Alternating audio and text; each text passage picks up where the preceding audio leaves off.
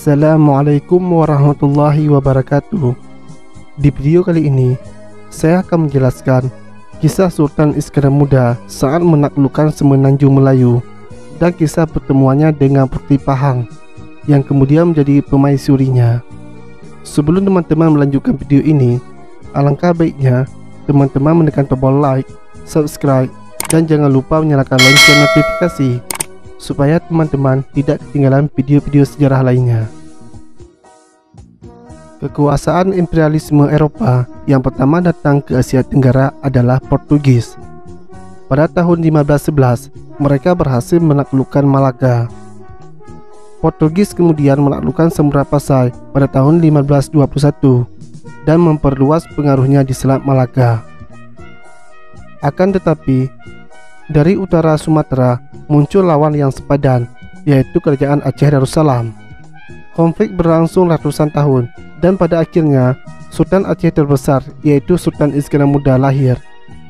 Dan pertarungan kian dahsyat seperti yang diceritakan dalam sejarah Pahang.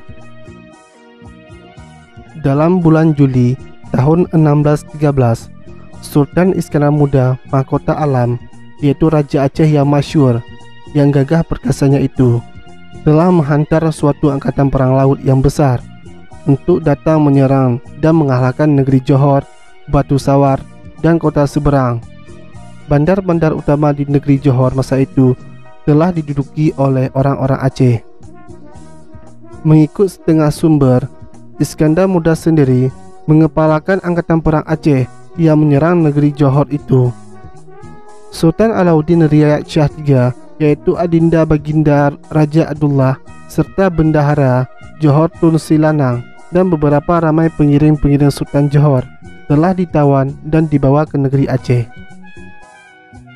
Setelah beberapa tahun di Aceh, Sultan Alauddin Riayat Shah III berjanji tidak akan lagi membantu Portugis yang telah menduduki Malaka.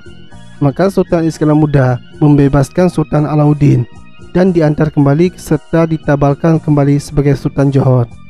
Akan tetapi, ternyata Sultan Alauddin Riayat Shah III ternyata berkhianat dan bekerjasama dengan Portugis kembali untuk memperluas jajahan mereka di Semenanjung Melayu.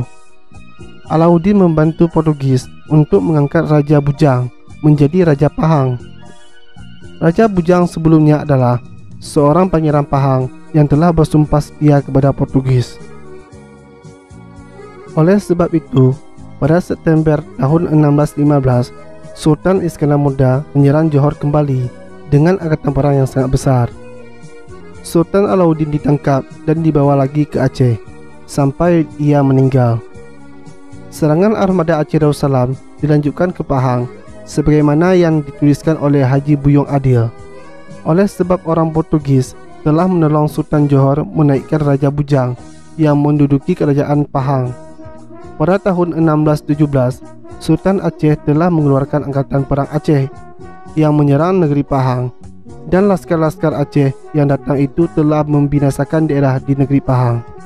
Raja Bujang melarikan diri, sementara ayah mertuanya, yaitu Raja Ahmad, dan puteranya yang bernama Raja Mughal, serta 10.000 rakyat negeri Pahang ditawan, ditahan, dan dibawa ke negeri Aceh. Seorang putri dari keluarga di Raja Pahang yang bernama Puteri Kamalia juga turut dibawa ke Aceh, yang kemudian diperistri oleh Sultan Iskandar Muda mahkota alam. Dan Puteri Pahang itu termasyhur dalam sejarah Aceh karena kebijaksanaannya dan disebut oleh orang-orang Aceh sebagai Putera Pang. Demikianlah penjelasan sejarah di video ini. Jika ada yang salah dalam penjelasan saya, silakan komen di bawah. Dan sampai jumpa di video-video sejarah lainnya. Assalamualaikum warahmatullahi wabarakatuh.